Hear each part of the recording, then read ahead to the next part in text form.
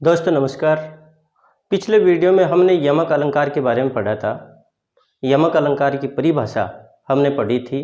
आज हम यमक अलंकार के जो भेद हैं उन भेदों को पढ़ने जा रहे हैं। तो देखिएगा कि जो यमक अलंकार है उसके दो भेद हैं। यमक अलंकार के दो भेद, और जो दो भेद हैं उनमें पहला जो भेद है वो है अभंग यमक, और दूसरा जो भेद है वो है सभंग यमक। दोस्तों यहाँ पर सबसे पहले हम ये जो अभंग यमक है इसको लेंगे, इसके बारे में अध्ययन करेंगे। अभंग जो शब्द है इसका अर्थ होता है जो भंग नहीं होता, जो टूटता नहीं है, जिसको तोड़ा नहीं जा सकता। अर्थात कि जब यमक जो है, यमक में शब्द जो है उसको तोड़ा नहीं जाए और बिना तोड़े ही यानी कि उसका जो अर्थ है वो निकलता है, या उसका अर्थ का जो शब्द का जो चमत्कार है वो बनता है। अभी यहाँ पर हमने पहले यमक के बारे में पढ़ा था कि यमक अलंकार कब होता है। काव्य पंक्ति में जब कोई शब्द दो या दो से अधिक बार आए और प्रत्येक बार उसका अर्थ भिन्न होता है, वो यमक अलंकार। बात यहाँ पर आती है अभंग यमक अलंकार की। तो जो अभंग यमक अलंकार है उसको हम इस प्रकार से परिभाषित करेंगे। अभंग यमक,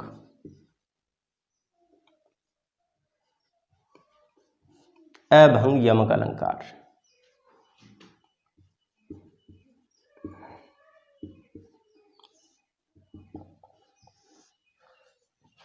जब काव्य पंक्ति में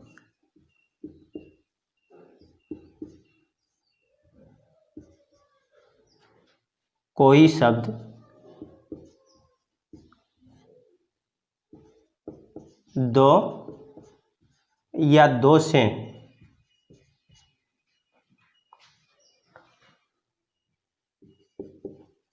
अधिक बार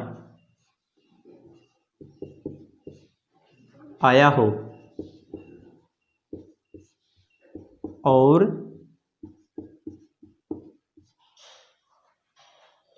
उस शब्द को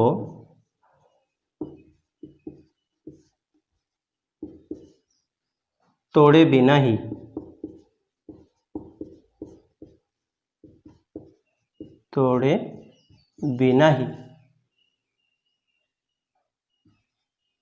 अर्थ निकलता हो,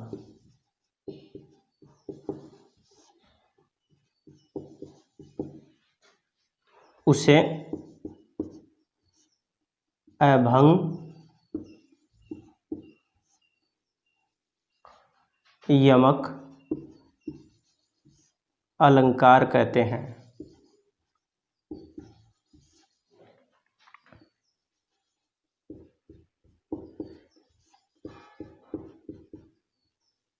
कहते हैं कि जब काव्य पंक्ति में कोई शब्द दो या दो से अधिक बार, कोई शब्द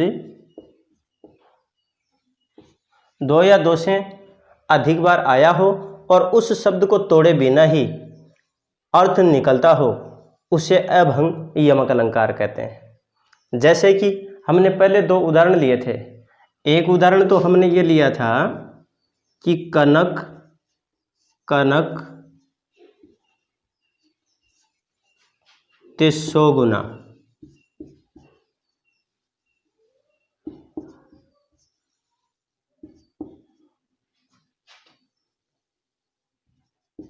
ये बात थी। अब यहाँ पर यानी कि जो यमक है वो यहाँ पर है कनक शब्द में, और कनक शब्द का जो अर्थ है एक तो है सोना और दूसरा है धतूरा। यहाँ पर इस शब्द को हमने तोड़ा नहीं, यहाँ पर न तोड़ने का मतलब ये है, जैसे कई बार एक शब्द आता है जैसे उर्वशी, तो उर्वशी शब्द जो है इसके दो अर्थ हैं, यमक का ही है ये, और इसमें यानी कि जैसे उर अलग हो गया और बसी अलग हो गया, तो एक तरफ तो उर्वशी हो गया यानी कि अप्सरा के लिए, दूसरा हो गया उर का अर्थ होता है हृदय और बसी का अर्थ है बसना। कहने का मतलब है कि शब्द को हम जब तोड़ते नहीं हैं या फिर पूर्ण शब्द जब प्रयुक्त होता है तो वहाँ पर अभंग यमक अलंकार होता है। इसी तरह से जो दूसरा उदाहरण यमक में लिया है कि काली गठा का घमंड गठा,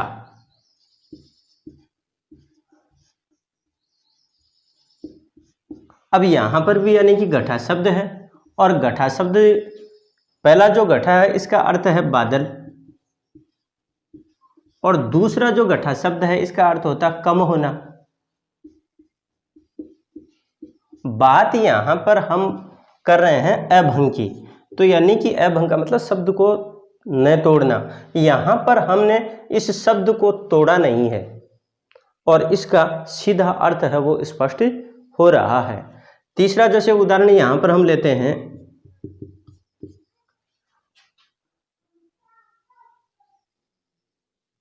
सारंग ले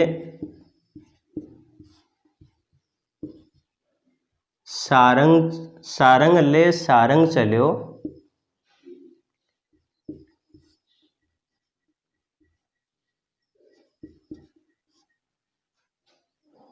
कर सारंग की ओट,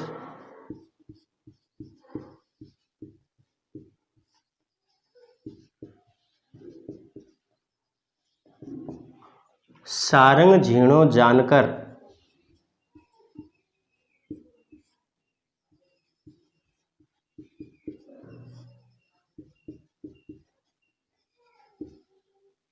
सारंग झीणो जानकर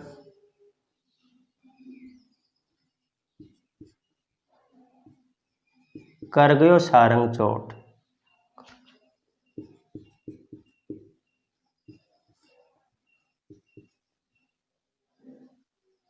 कर गयो सारंग चोट। अब यहाँ पर जो सारंग शब्द है वो कई बार प्रयुक्त हुआ है। सारंग यहाँ पर आ गया, यहाँ, यहाँ, यहाँ और यहाँ, कि सारंग ले सारंग चले, तो यहाँ पर जैसे सारंग है इसका अर्थ है दीपक। दूसरा जो सारंग है इसका अर्थ है स्त्री। तीसरा जो सारंग है इसका अर्थ है आंचल।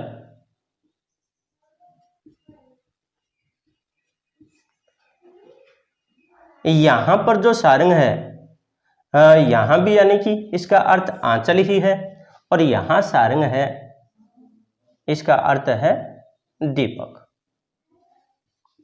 कहने का तात्पर्य, सारंग के अलग अलग अर्थ हो गए, दीपक हो गया, सारंग का अर्थ स्त्री हो गया, और सारंग का अर्थ आंचल हो गया, और इस शब्द को तोड़े बिना ही यानी कि ये अर्थ स्पष्ट होते हैं।